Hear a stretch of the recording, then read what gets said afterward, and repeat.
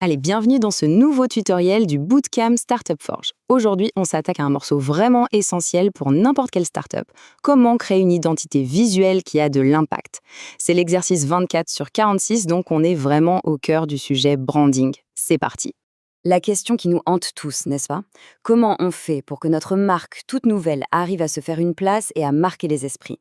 La plupart des fondateurs ont une idée en tête. Ils pensent que la réponse tient en un seul mot, mais on va voir que c'est en fait beaucoup plus stratégique que ça. Et cet élément, bien sûr, c'est le logo. Le problème, c'est qu'un logo, ce n'est que la partie visible de l'iceberg, c'est juste le visage de la marque. Nous, ce qu'on va bâtir ensemble, c'est l'identité visuelle complète, c'est-à-dire toute sa personnalité, une histoire qui soit cohérente, qui crée du lien. Notre mission, c'est vraiment de voir au-delà du simple logo. Bon, alors par où est-ce qu'on commence pour construire cette fameuse personnalité? Surtout pas en ouvrant un logiciel de design. Non, la toute première étape, c'est l'inspiration, c'est la stratégie. Et c'est là que le moodboard entre en scène. Le moodboard, c'est votre plan de bataille visuel. L'idée est hyper simple, mais vraiment puissante. D'abord, on définit le concept. Ensuite, on part à la chasse aux inspirations qui représentent l'âme de notre marque. Des photos, des textures, des couleurs, des typos. Après, et c'est crucial, on trie sans aucune pitié pour ne garder que l'essentiel. Et enfin, on organise tout ça pour raconter une histoire qui a du sens. C'est cette planche qui va guider absolument toutes nos décisions de design après. Et ce n'est pas moi qui le dis, hein.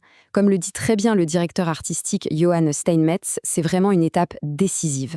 Il faut voir ça non pas comme un simple collage, mais plutôt comme le manifeste visuel de votre marque. Ok, super. Maintenant que notre vision est beaucoup plus claire grâce au moodboard, on peut enfin passer aux choses sérieuses. Il est temps de forger les 3 piliers sur lesquels toute votre identité va s'appuyer.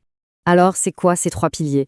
C'est très simple. Le logo, bien évidemment, la palette de couleurs et la typographie.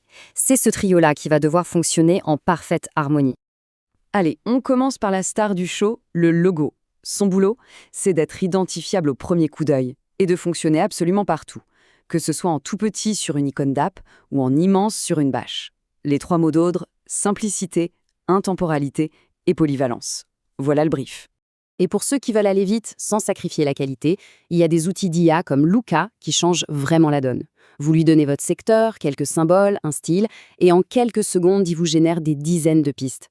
Attention, ce n'est pas une baguette magique, mais c'est un point de départ juste incroyable pour ne pas partir d'une page blanche et pour pouvoir affiner ses idées. C'est un gain de temps énorme. Deuxième pilier, la couleur. Et là, je vais être très claire. Ce n'est pas de la décoration. C'est un langage qui parle directement à nos émotions. Le bleu, par exemple, va évoquer la confiance. L'orange, l'énergie. Le vert, la nature. Bref, votre palette de couleurs va définir instantanément l'ambiance de votre marque. Et pour être sûr de ne pas se tromper, il y a une petite règle d'or qui marche à tous les coups, la règle du 60-30-10. C'est simple, 60% de votre espace pour votre couleur principale, celle qui domine, 30% pour la couleur secondaire qui vient la soutenir, et les 10% restants, c'est pour la couleur d'accent, celle qui va attirer l'œil et faire ressortir les éléments importants. C'est simple, c'est équilibré et ça fonctionne partout. On arrive au 3e et dernier pilier, et c'est souvent celui qu'on a tendance à sous-estimer. Il s'agit de la typographie. En fait, si votre marque avait une voix, eh bien, ce serait sa typographie. C'est vraiment le ton de votre marque à l'écrit, alors il ne faut surtout pas la négliger. Regardez bien cet exemple, la différence est flagrante. À gauche, vous avez les polices sérif, avec leurs petits empattements. Vous savez, ces petites pattes au bout des lettres. Elles donnent un côté classique, traditionnel.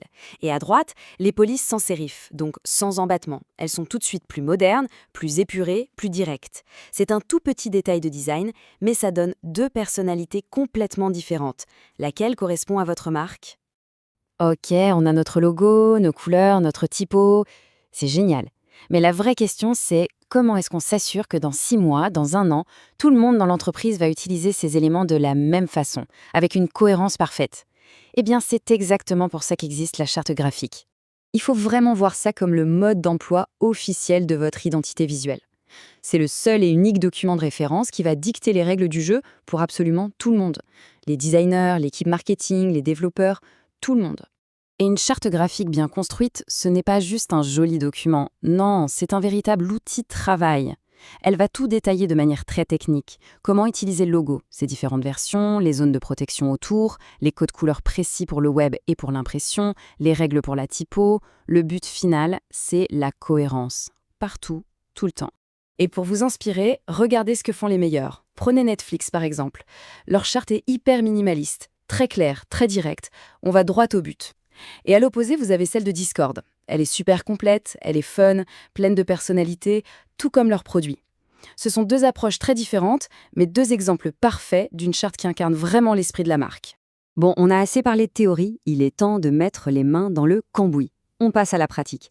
C'est à vous de jouer maintenant.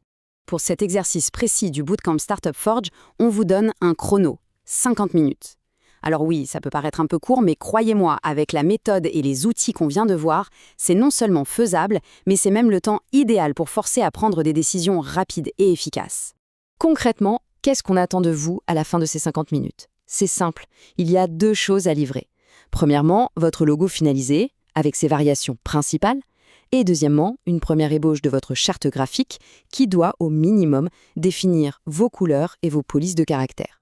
Et bien sûr, on ne vous laisse pas seul face à ça. Pour vous faire gagner du temps, on a tout préparé sur Startup Forge. Vous allez trouver dans les ressources de l'exercice un modèle de charte graphique à télécharger et aussi une checklist pour valider que vous n'avez rien oublié. Donc plus aucune excuse pour ne pas vous y mettre. Pour conclure, souvenez-vous bien de ça. Une identité visuelle forte, ce n'est pas juste une question de faire joli.